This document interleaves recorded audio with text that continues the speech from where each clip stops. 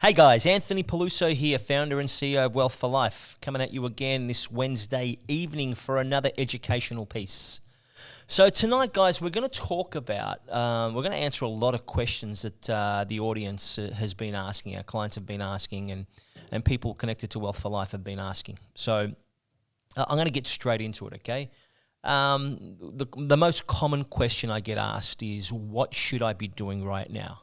Again, if I'm an investor, what's the next move I should be making? So the way I'm going to answer this is really it depends on you, the individual, okay? And I've said this a few times. If your employment right now is secure, and as a result of that, your income is safe, and you can borrow money from the bank, now there is no better time to look at getting your money to work for you, okay? The opportunities out there, I mean, with what we come across right now that others aren't looking at, we've kind of got to look at them twice to see whether they're too good to be true, right? But we're having some incredible wins with our clients, which we're going to showcase, which we'll be showcasing in the coming weeks. But if you're in a good position right now with regards to your job and it's secure, right? So have that conversation with your employer. You probably need to have a really good understanding of the business you're working for, and your income is safe as a result of that. And by safe, a lot longer than, the next 3 to 6 months. And that could be, that could be an interesting conversation you do need to have with your employer. And banks are in a position where they would lend you money. Take advantage of what's going on right now. Use it to your advantage. It's unfortunate that some people can't do that, and I get that. But for those of you that can, right now, you could turn this up. You could turn what we're going through right now as probably, a huge win and a huge benefit for you. I've got, quite a few clients right now that we forecast where they'll end up financially over the next 20 years. And for a lot of our clients right now, they're so far ahead of what we forecasted because they're in a position to take advantage of opportunities right now that wouldn't necessarily be available in the next 3 to 6 months. Actually, I can tell you they won't be available after June 30, all right? So now for those of you, obviously, that are not in a position to invest right now, build up your cash reserves, okay? Cash is certainly king right now if you're an employer, obviously, and an employee. But if you're not in a position to invest because of job security and the income security that goes with that, give us a call. We've got an amazing program that we work on with our clients that are not in a position to commence their investment strategy immediately, and we put you on a program that gets you ready. Let's say, right, and a lot of it goes into how you handle your cash flow, your work income, just your current assets, liabilities. It's a program we put in place so you can start to enhance your cash position, your equity position, even how to get, listen to this, even how to get more from your employer in an exchange type of way, okay? Because employers right now, as I'm sure you're aware, are doing it tough like everybody else. But how you can add more value to your employer and in return get rewarded for that. Okay, so it doesn't matter whether you're in a position to do something today or not. Come and have a chat to us because we've got something for you either way. Another question I get asked is governments. What are the government's plans and how will they affect the banks and the property market? You're going to hear real soon from one of my confidants, John Traynor from Field Group Accounting Practice. Right now, governments are looking to push everybody back to work. Push is probably not the appropriate word here, but they need to open up the economy right now because they're not going to be able to sustain. I personally believe they're not going to be able to sustain the stimulus packages past the commitments that they've already made. I mean, I know that they're actually looking at it right now to see whether they can even, extend it to or keep their commitment to October this year. So we need to get our economy back to work. And that's an interesting challenge because, the risk is still out there, but you got to balance out what's the greatest risk right now, money, income, servicing yourself. we need money to live, right? We need money to live. Now you're starting to see why money's important, right? We need money to live, but we've got to be socially conscious of what's going on out there.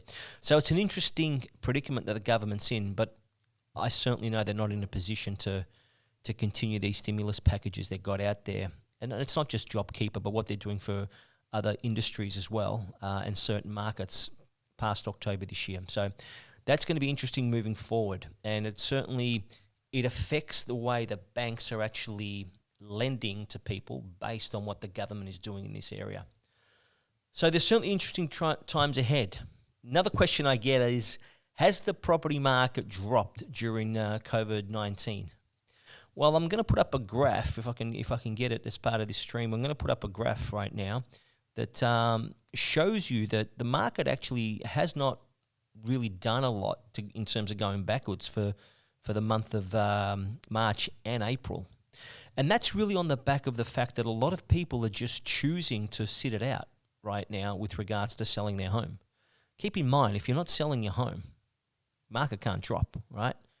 The definition of a market drop means that people are, on a large scale, are having to sell their properties for less than what they're worth, right, compared to previous sales. So obviously there's been a slowdown in activity, but the Real Estate Institute of Australia, I think yesterday released a piece that it's starting to see a spike in activity when it comes to property. So even Melbourne and Sydney over the last 2 weeks have had an increase in auction attendances. So based on that, it's certainly heading in the right direction with regards to a lot more activity in the real estate market, and I think you'll start to see a lot more people now getting ready to put their homes up for auction in the coming months. Another question I get is the media commentary. Because let's face it, guys, we're all about the media in terms of that's where we get a lot of our information from. The one thing I want to point out, and it's almost, not really, it's a lot deeper than just the current environment we're in. Just be careful where you get your information from, because usually what you see in the media is data that goes over a quarter, even a month, and people come to conclusions and make decisions based on not getting the full picture.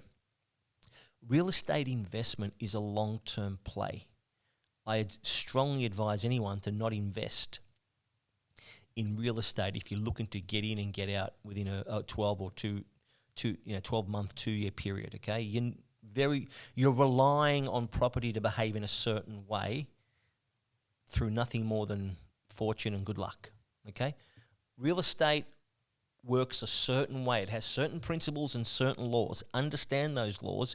Use them to your advantage. But it's a long-term play, so don't go making decisions based on what the market has done in the last quarter or done in the last month, because it's inaccurate. You're not getting the full picture. There are some markets over the last 12 months that have gone up by 22%, okay? They don't get reported in the media. But when that same market drops by 10%, people are freaking out. Well, take it into perspective. You went up by 22%, you dropped by 10%, you're still 12% ahead, right? You don't get that data. So just be careful the data you're looking at, that you're using to make decisions on, okay? You need a longer picture. So they're some of the key questions we're getting. What are smart investors doing right now? Again, I'll go back to my first question, okay? Smart investors, experienced investors, they plan and they prepare for situations such as this, okay? They understand that the property market, is a cycle, and you're going to have good times, you're going to have bad times, and everything in between. So, they've positioned themselves to take advantage of situations like this. And I'm not going to lie to you, they're making a killing out there right now. The guys with experience, the guys that have been ready for a while to take advantage of this, and now they're hitting hard, and they're doing quite well. So that's what the experienced guys are doing. So anyway, without further ado, I'm going to hand you over now to John Traynor from the Field Group. They're a chartered accounting practice in the eastern suburbs, have been doing an incredible job of guiding their clients through this current environment right now. We work very closely with them. They look after a lot of our clients. And they're going to give you an update on what's happening in the small business enterprise, how they're consulting businesses, JobKeeper, and everything tax and business related. Over to you, John. Hey, John, how you doing, buddy? Yeah, good, mate. Good. Busy like I think every accountant in Australia. Well, tell me about it, mate. You guys seem to be buried right now in all this JobKeeper stuff. Talk to me about what's taking up all your time right now. JobKeeper applications. So if you were a business that was impacted by COVID, actually you didn't need to be impacted by COVID. If you just had a drop of 30 or 50% in your business, depending on the level of turnover in your business, you could have potentially been eligible for these JobKeeper subsidies, which is $1,500 per eligible worker per fortnight. Am I right in saying that a lot of the big organisations, the big corporates, didn't qualify? Yeah, correct. So if you have turnover of more than $1 billion, so that's where most of those big corporates and listed companies fall into, they needed to demonstrate a 50% drop in their revenues or projected revenues. Yeah. So 50% drop in revenues, quite significant for a lot of those organisations. So they're not going to be eligible.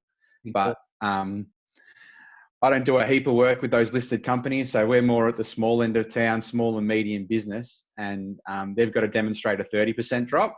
Yeah. And I would say a lot of them at the moment, well, some of them are experiencing 100% drop. So they're obviously in.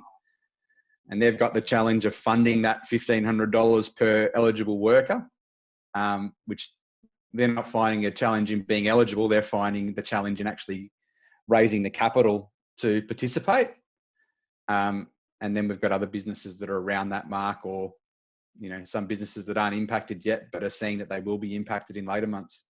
I'll get back to that, John. What industries are you seeing that have been mostly greatly affected by this?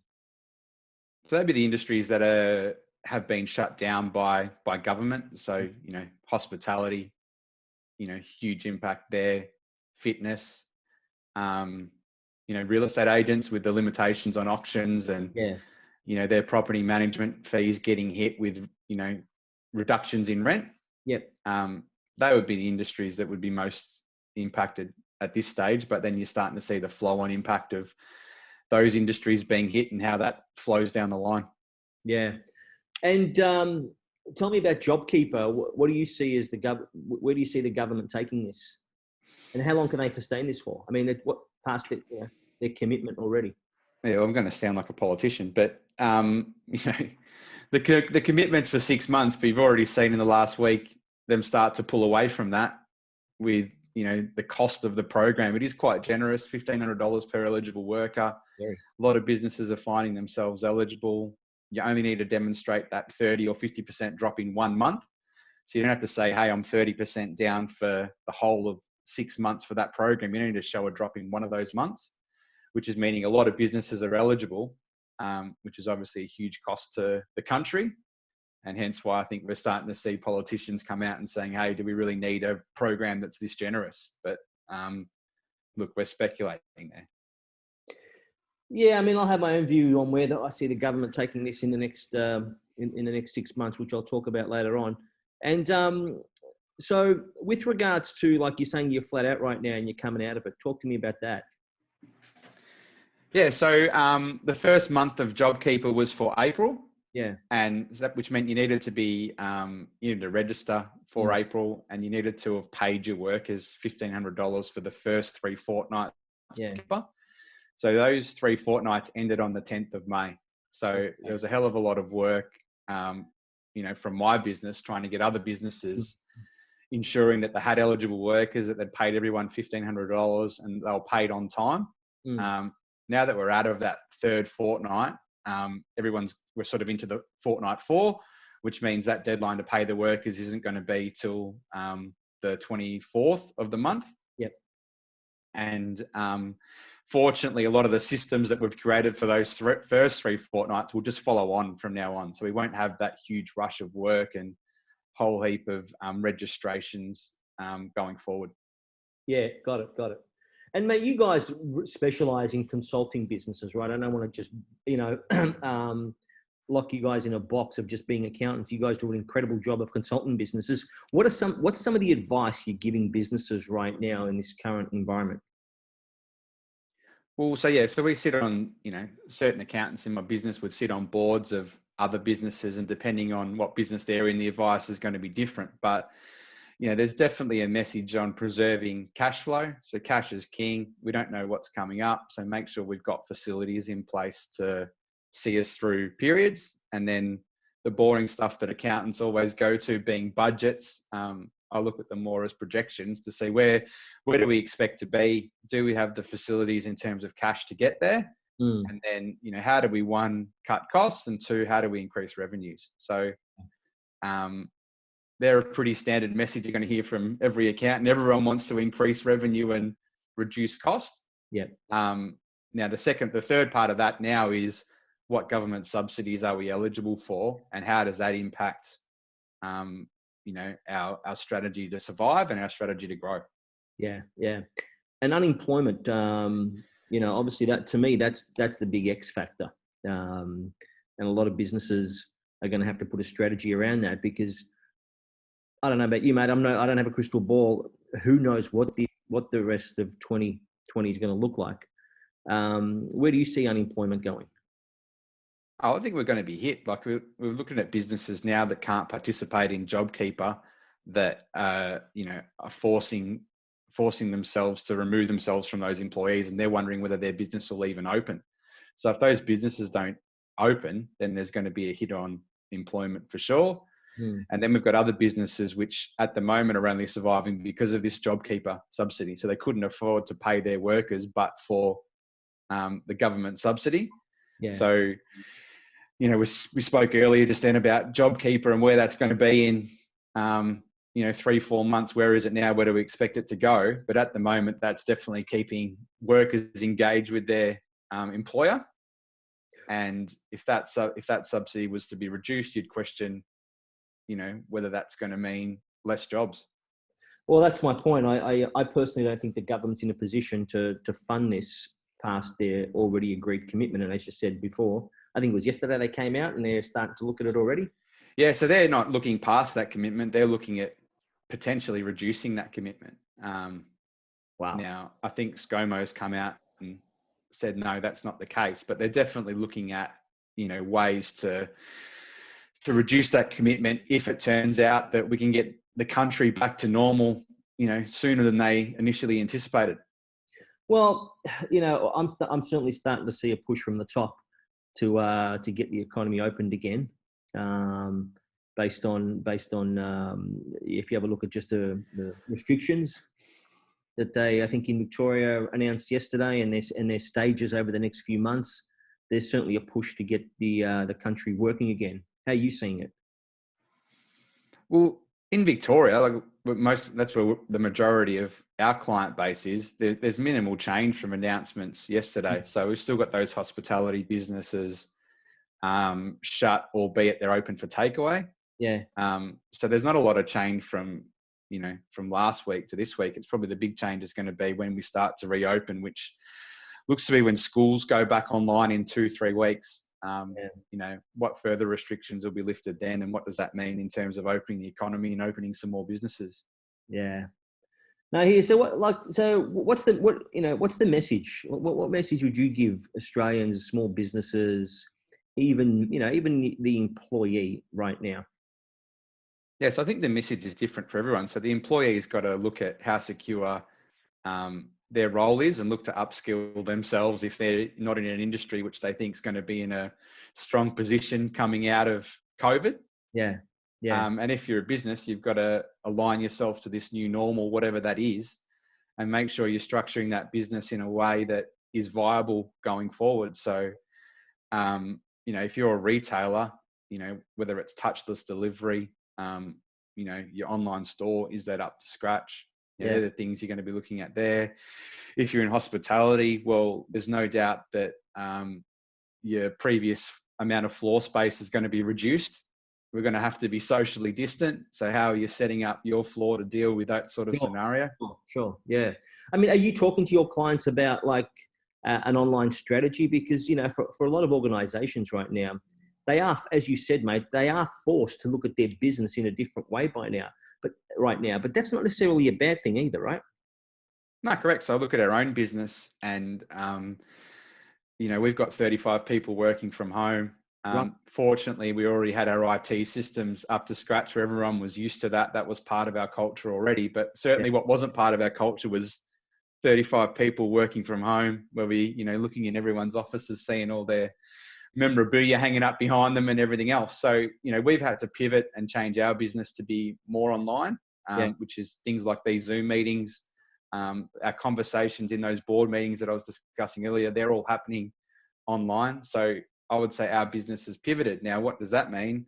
It probably means we can service more customers because, you know, that 2 hours of travel time I was having a day driving to a board meeting, maybe I can better utilize that time servicing more clients. And that's the thing, because it's like, again, it's really easy to look at all the stuff that's going on in the world right now, you know, and it is a tough space that we're all playing in right now. And I don't think any industry has not been affected by this. But again, you've got to look at the opportunity, right? And, you know, if you're somebody on the road or a consultant or a sales guy right now, hey, you've just saved yourself all this travel time. Yeah, correct. And then you'd be looking at, hey, well, how can I get my IT infrastructure around so I can do those quotes virtually and, you know, shorten my lead time on closing sales, for example. Yeah, beautiful. Excellent, mate. Listen, I'm not going to take up too much more of your time. I think we've covered a lot. You know, it's hard to see, you know, I mean, I have my own view of where I see the economy going, and it's the X factor for me is unemployment. Yeah. But that is so dependent on what the government's going to look at doing. And obviously that'll affect the property market. But I am starting to see some good signs, especially in Melbourne and Sydney. And I know one thing for sure is that the government's not going to be able to sustain this JobKeeper program for I think longer than what they've already committed to.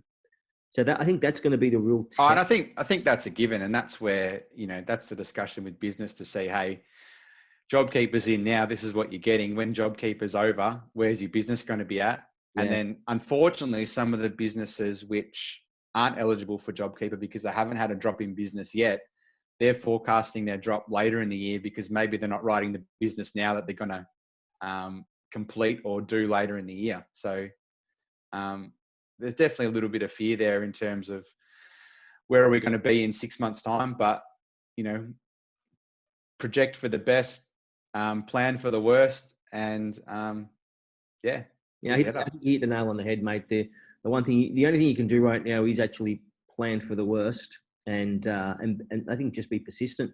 Look at new ways to get to your clients. Look at new ways to add value to them. What do you think? It's going to get worse before it gets better? I hope not. Look, I hope this JobKeeper does what it's planned to do, which is, you know, put some cash into those businesses, maintain jobs, and, you know, hopefully by October when that program's out, that, you know, we've got an economy that's, you know, still moving. Yeah. And then we maybe see some government stimulus about getting us to try to spend. That's the hope. Yeah. Now, should you be planning for that? Well, I think you should be planning for all possibilities. Yeah.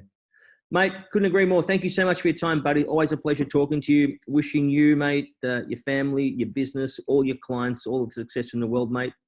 And thank you for your input, buddy. Thanks, mate. Take care. Cheers. Well, there you go, guys. That was John Traynor from the Phil Group Chartered Accounting Practice out in the eastern suburbs. Look them up if you're looking for a great accounting practice to take care of your, your business and tax affairs. And I'm sure you would have got a lot of information out of that in terms of JobKeeper, Job Seeker, and what the government's plans are moving forward. Hope you enjoyed that. Okay, now to the art of finance and to the area of finance. You listen, for any homeowner or investor out there, your greatest challenge is always going to be navigating through the lending landscape at any time, even during the good times. So I'm going to hand you now over to Travis MacLachlan from Wealth for Life Mortgage Solutions with a current update on the lending landscape during COVID-19. Over to you, Trav. Travis, thank you so much for joining us again. Yeah, thank you. Interesting time, no doubt. Yeah, definitely. It's definitely a challenging market, but a positive one at the same time. Talk to me about that. What are banks doing right now in this current environment? I mean, right now. Right now, I mean, obviously, just going back to what's happened a few months ago, rates are at the all-time low, so that's great. So banks are inundated with those types of applications, people refinancing, but yeah, people are getting some great deals out there. And I think one of the positive things is that I think the banks have also started to learn how to deal with the whole COVID thing, people working from home remotely, that type of thing. So service levels are coming down from them. So when you mean what do you mean by service levels? Yeah, so the amount of time it takes for a bank to actually process a loan. Yeah. That's starting to come down. I mean, one lender I had an email from has reduced their service levels from 25 days down to 3 days. Wow. So, those type of challenges that they were facing beforehand, they've learned how to deal with them. They've adapted, and it's becoming better in the market. Yeah, good. And what differences are you seeing? You mentioned before, what differences are you seeing between homeowners versus investors? Homeowners are definitely getting some far better rates in the markets, and I think that's directed at making sure that there's going to be as fewer defaults as possible, making the home loans as affordable as possible for owner occupiers. Yep. For investors, there's certainly some great rates out there at the moment as well. I mean, I think we were just talking earlier, sort of the mid twos. You're looking at investor rates, mid twos, high twos. Depending on how much you borrow against the value of the property. But so to say, those kind of rates are available out there, which is unprecedented in our time, certainly. You don't see them coming up anytime soon?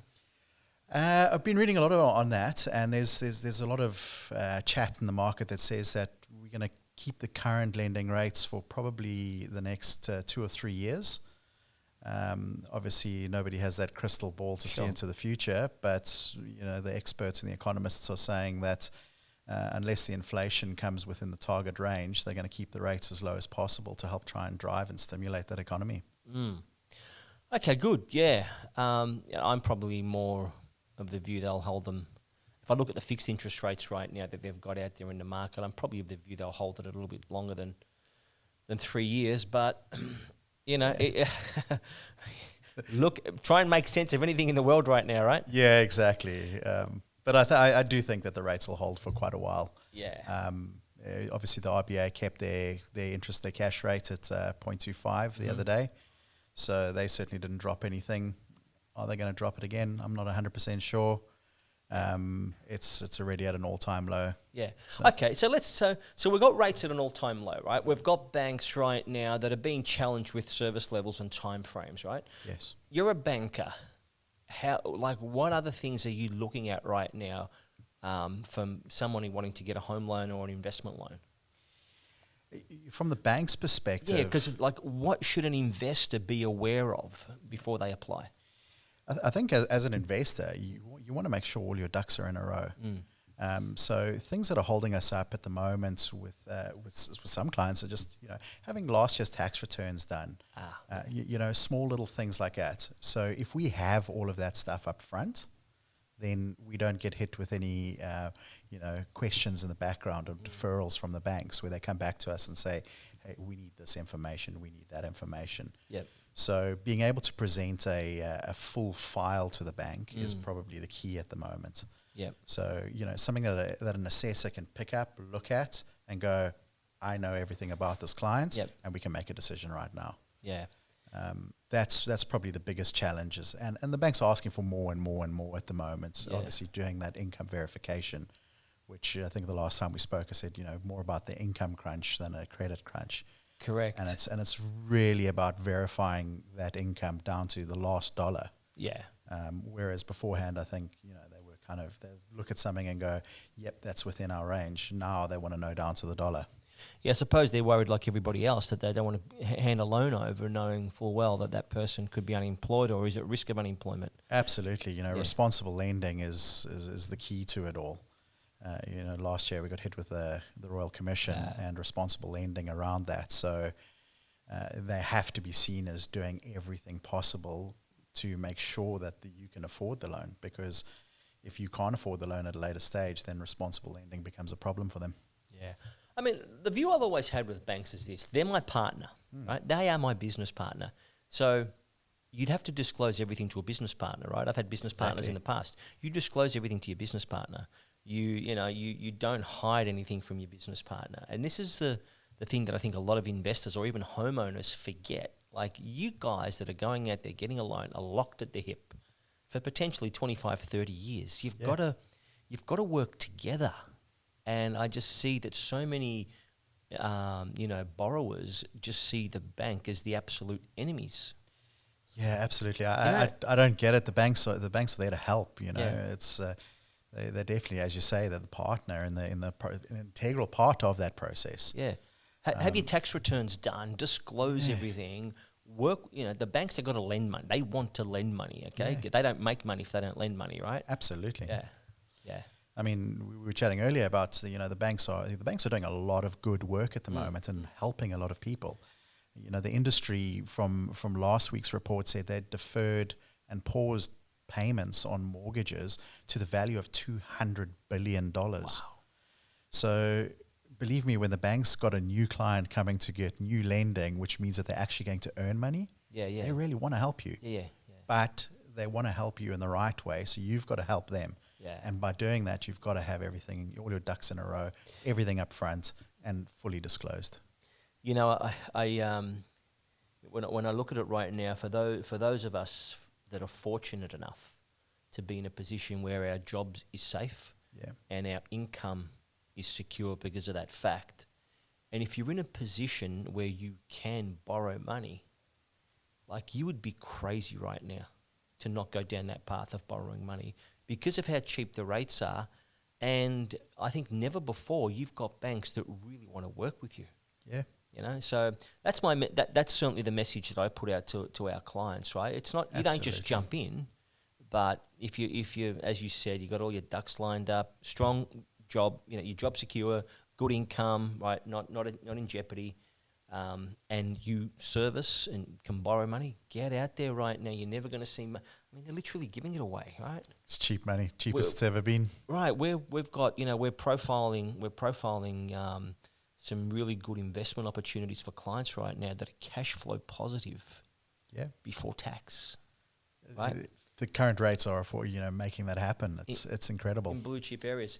Tell me, how are the big four operating in as opposed to the second tier lenders, right? What are you seeing as differences there? And by big four banks, obviously, I'll let you explain what that is, and second tier lenders. The big four, obviously, CBA, Westpac, NAB, ANZ. Yeah. They're bigger, slightly more cumbersome. Do they have a little bit more flexibility in policies? Perhaps. Yeah. But they tend to be a little bit slower, etc. So what we're finding at the moment is that a lot of the second tier lenders, or they call them tier 2 lenders, but they're still very, very strong lenders in their own right. They just seem to be a little bit more agile at the moment, being able to make those decisions a little bit faster, faster turnarounds, and getting to speak to somebody on the telephone is obviously a key. So we're seeing a lot of decisions coming through a little bit quicker from that type of environment, as opposed to waiting a long time with the big four. Yeah. So my message there would be to don't be scared of tier 2 lenders. They're all government guaranteed lenders, so they wouldn't be in the market if they weren't. So don't be scared of them. Use your opportunities to explore. And they offer similar, because that's the thing. They don't have the brand awareness that the big four do, obviously, right? And the dollars behind them. And, in some cases, some of these second tier lenders are actually owned by the big four. Yes. But they offer a lot of value. You still be able to get all that value. They got branches, they got online facilities. You can still transact online and face to face, right? Absolutely. They've got all of those functionalities. Some of them less than others, but for the most part, they have that functionality. And digital banking really these days is where it's heading, and I think maybe COVID kind of accelerated. Yeah. Dare I say the death of the branch? Sure. But I mean, that'll always be around the branch. But I think it's just highlighted the fact that, you know, digital lenders in the market or digital banking in the market is a suitable substitute for that. Yeah. Good, man. And tell me, what are some of the restrictions, I suppose, or the change in lending criteria given COVID-19 and where we're at right now? Apart from the few that came through a little while ago where they were restricting lending to certain industries that have been heavily affected, such as the tourism and retail industries, we're seeing a little bit more on self-employed, a few more restrictions around self-employed, where they're limiting the loan-to-value ratio, so the maximum amount you can borrow against the value of a property, to around 80%. We've seen moves like that in the market at the moment. Not all lenders, so it's not all doom and gloom. Yeah. But there are some lenders that are certainly profiling their policy, even in temporary measures, to try and limit the exposure or the risk exposure that they have currently. Yeah. All right, mate. Wrapping it up, where do you see it going moving forward? With restrictions lifting and auction clearance rates starting to rise in New South Wales and hopefully this weekend in Victoria as well. Yeah. I think we're going to see a lot of positivity in the markets, as these businesses start coming back to life and the economy starts going back to the new normal. I personally see a big push coming in the property market. So I'm hopeful of very, very good things for the second half of this year. Yeah, brilliant. Good on you, buddy. And my message again for those of you out there watching, working very closely with Travis and a lot of brokers, if you're applying for a loan, be it your home loan or your investment loan, just make sure you've got all your financials in order and get them to your financier and your mortgage broker quickly, because it does help the process and it helps the turnaround time. So certainly acknowledge that, mate. Thank you so much again for your time. Thank you very much. Talk soon. Thanks. Cheers. Well, there you go, guys. That was Travis MacLachlan from Wealth for Life Mortgage Solutions. Hopefully you got a lot out of that. It's a finance game. It always has been, always will be. And my message to you guys out there, whether you're a homeowner or whether you're an investor, have your affairs in order. Banks, this is an important way to look at it, right? Banks are your partner. Don't see banks as the enemy, because that's the biggest mistake that people make when they're looking for lending. They're your partner. You're tied to the hip with these guys for probably at least 8 to 20, 30 years, right, depending on the length of your loan. You've got to work with these guys. And let me tell you, they want to work with you. So look at them more as a partner as opposed to the enemy, okay? So have your affairs in order. Make sure your tax returns are done for employers. Make sure your BASs are up to date as well as your taxes. Have your finances in order, because the longer you take to have your affairs in order, the longer it's going to take for you to get an approval. Make the bank's job easy, okay? Don't make it difficult for them to approve your loan. The more you have your affairs in order, the quicker you can get approved, all right? So that's the message going forward. Guys, again, thank you so much for tuning in on this Wednesday night. I really love bringing this information to you people. I hope you get a lot out of it. You get educated. We are in some interesting times right now. My message, guys, is just hold on. Okay, we'll get through this. Don't quit. We're starting to see, some gold at the end of this rainbow. And if you're in a position again where, I'll reiterate my message from earlier on. If you're in a position where your employment is strong, your income is secure, and you're in a good position where you can lend money from banks right now, take advantage of the opportunities out there, okay? That's not to discount the others, right? Other people right now that are doing it tough, okay? And it's not being insensitive that I'm talking to you about creating wealth in times like this. You've got to, life is going to give you this continuously, okay? Be it COVID-19, be it what we went through, 10 years ago with the global financial crisis, and who knows what's ahead, right? And, what I'm trying to say is you choose to look at it how you want to look at it. The glass can be half empty or it can be half full. And it's not that I'm being insensitive to people that are doing it tough right now, because I bleed for those people as well. And we want to help as many people as we can. And things suck right now for a lot of people. And we get that.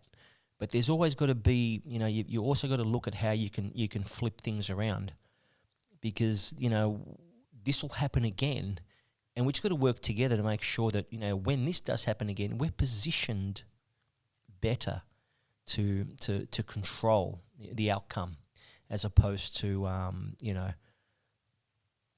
having to take what's given to us. So that's the message moving forward. So, guys, thank you so much for listening in.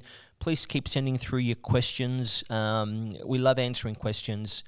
And make sure you tune in again every Wednesday night. We're going to be talking about some incredible topics around real estate, okay? The difference between good real estate and bad real estate, all right? I'm going to talk about things like tenants. What happens if you can't find a tenant? What happens if your property is not tenanted? What happens if interest rates go up? What happens if you lose your job? What happens if you've bought the wrong property? How do you handle that? So we're going to make it a little bit more specific moving forward around different real estate strategies, okay? Because not all real estate is good real estate, and you need to understand the difference between good and bad. And for homeowners out there, we've got an incredible thing for you guys next week. The opportunity to get into home ownership right now is stronger than ever for those of you that are in a position to do so. But you only have till the 30th of June before a lot of these government incentives are taken away. So for those of you looking to get into your own home, we have some incredible opportunities for you where very little of your own money is required to get in. Give us a call on 1300 793 877 if you're in Australia, or hit us up at wealthforlife.com.au. We'd love to have a chat to you. Hope you enjoyed it, guys. Until then, stay safe, stay productive, and love mankind. See you guys.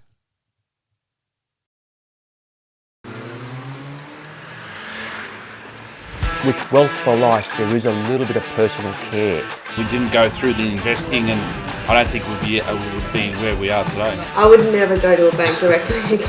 Let's do it together. They're giving me more confidence. We feel totally secure now. It was just easy. There's a capability there that we didn't even know we had. Stressful wise, Anthony's always there. After the first meeting, those fears were gone.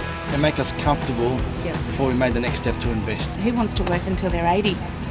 Seriously. We actually have seen the benefits. It's like nothing's changed, but we're getting wealthier every day. They've laid out the plan out for the next 20 years and it looks great. And I know exactly where I'm going. They really are the real deal. We feel included. I'm able to retire at a very young age. We're in the process of building our dream home after 18 years being stuck in the one home. Financial independence for us and for our children. Build something for our son, Rocco. And set up our kids' futures as well. Set themselves up for life. They were amazing. So certainly will make a big difference to you. They changed our lives. We feel included. Go to Wealth for Life. Full stop.